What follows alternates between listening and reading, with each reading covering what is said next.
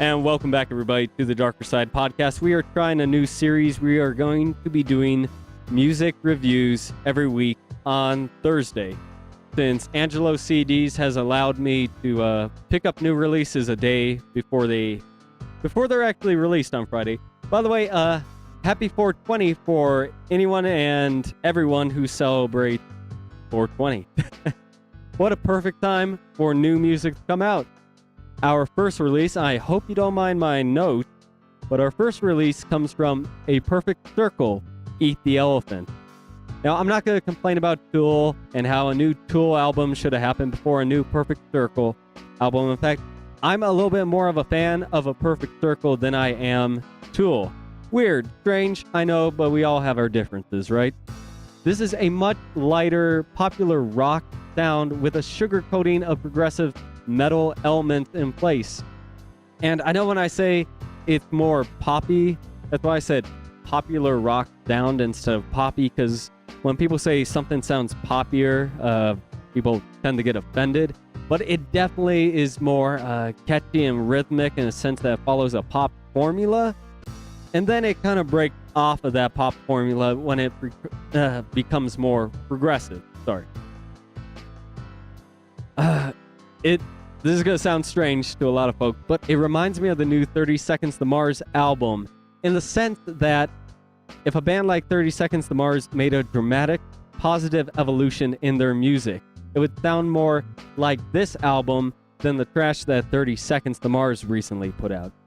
What I'm basically trying to say is becoming popular isn't always a bad thing, especially if it's done right. And I feel like Eat the Elephant by A Perfect Circle is progressing, is a positive evolution while becoming just a bit more poppy. What can I say, right?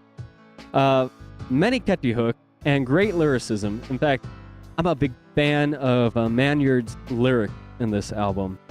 And I know there's a lot of like politics and socio-politics involved in the album, but he doesn't really stray towards one bias over the other. He states his opinion, and he's so free-flowing with it. I think it really works out. This is such a unique album across all 12 tracks. Every song sounds completely different from the next. But then again, it doesn't sound like a perfect circle. And once again, let me explain. Songs like The Doomed, when it was first released, sounded like a track from Pussifer, while a track like Get the Let Out almost feels like it has more in common with a Tool album. And people might disagree with me, but that's just my opinion. There's a lot in this album that is unique, that is outstanding, but also strays away from the typical A Perfect Circle album song. You know, you could go back and listen to the 13th Step and then come back and listen to Eat the Elephant and have trouble recognizing the similarities as opposed to the differences between A Perfect Circle then and A Perfect Circle now.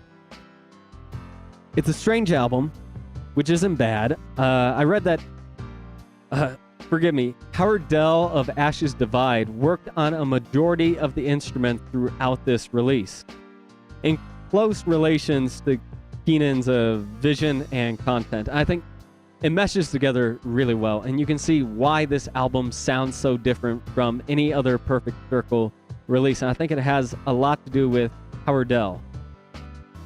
Furthermore, it's a standout album in the sense that it utilizes a splendor of genres throughout and doesn't necessarily stick to one particular sound or genre. If you're a fan, this album will probably have to grow on you after your first listen, but I guarantee after it grows on you, you'll be listening to it again and again and time after again.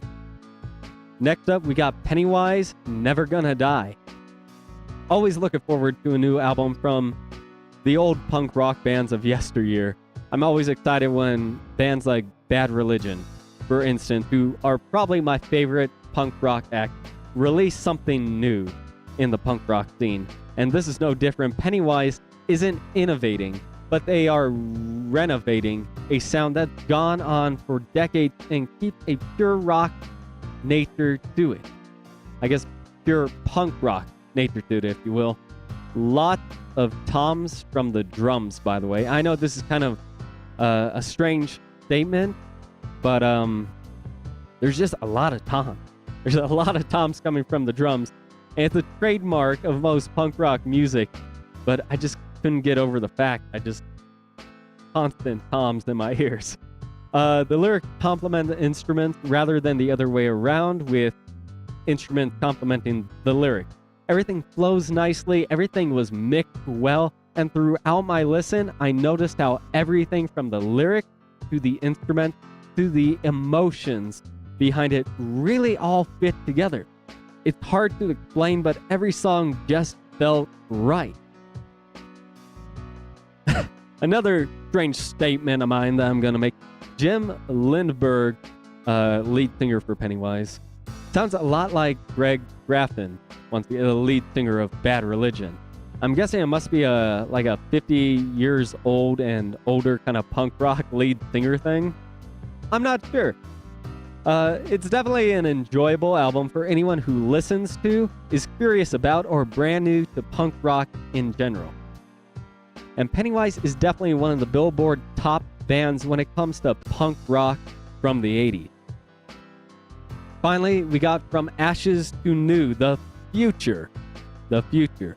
Never been a big fan of From Ashes to New, so I based my review on just pure overall enjoyment of the album. A good handful of songs from this album, if not the album in its entirety, half reminded me of early Linkin Park with the rap rock style that comes in every now and again throughout almost every single song, if not every song on this album. And then the other half kind of reminded me of newer hardcore fusion bands such as Palisade.